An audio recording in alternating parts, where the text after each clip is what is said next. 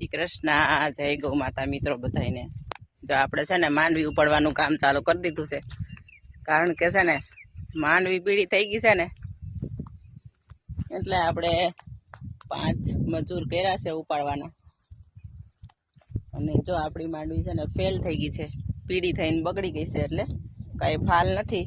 અમુક અમુક છોડવામાં એટલો બધો ફાલ છે ને એમ થાય કે ઉપાડવાનું બંધ કરી દેવું જોઈએ. જો પણ આવી રીતના માંડવી છે અમારી બધી છે ને રિવેસ માંડવી અમારી આવેલી છે. અને આપણે છે ને થોડીક અમથી માંડવી ઉપાડવાની છે, પછી બીજી રહેવા દેવાની છે. એટલે આમાં આપણે ડુંગળીનો રોપ કરવાનો છે, એટલી 10 ક્યારા જેટલી ઉપાડી લઈ.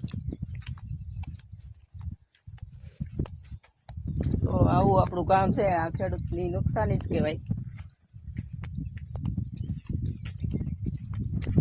રાજુભાઈ કેવા દોડવા છે? હાલે એમ છે ને ઉપાડવામાં કે શેઠે ઉપાડ નાખી ખોટે ખોટી? એવું નથી ને, કઈ ઉપાડવી પડે એમ જ છે ને. તો ભલે એમાં સાઈડમાં તો પેલા મને એમ લાગ્યું બહુ દોડવા છે, તો અહીંયા જોયું તો કઈ નહીં. હા, તો જો આવી રીતના દોડવા છે થોડા થોડા. આમાં કઈ દોડવા દેખાઈશ તમને? જો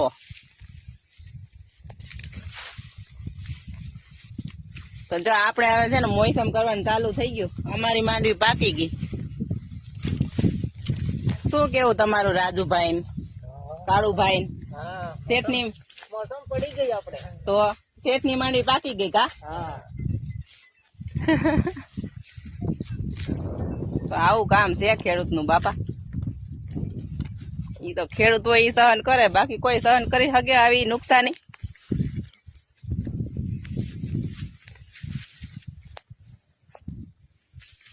તો શું મિત્રો, તમારે પણ આવી પીળી થઈ ગઈ છે માંડવી, તો રેવા દીધી છે કે પછી કાઢી નાખી છે? કમેન્ટ કરજો.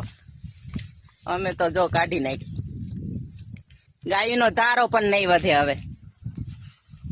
અત્યાર લગી એમ રાખ્યું હતું કે ગાયનો ચારો થઈ જાય, પણ અમે એમાં કઈ હવે ચારામાં પણ નહીં થાય હવે. જો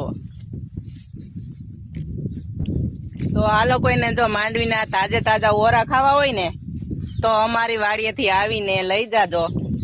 અને બેઠા બેઠા જો તોડવાના છે આમાં. પછી કેતા નહીં કે અરુણાબેન તમે ઓરા ખાવા કેમ બોલાવ્યા નહીં. પણ આવું હોય ને તો જો આવી જાજો ઓરા ખાવા હોય તો. અને આપણે જો બેઠા બેઠા આજ માંડવી તોડવાની છે, એટલે જેને ખાવી હોય ને એ અરુણાબેનની વાડીએથી આવી લઈ જાજો. તો જો આવી રીતના છે. બાકી તો આમાં કઈ તોડે આરો આવે એમ નથી.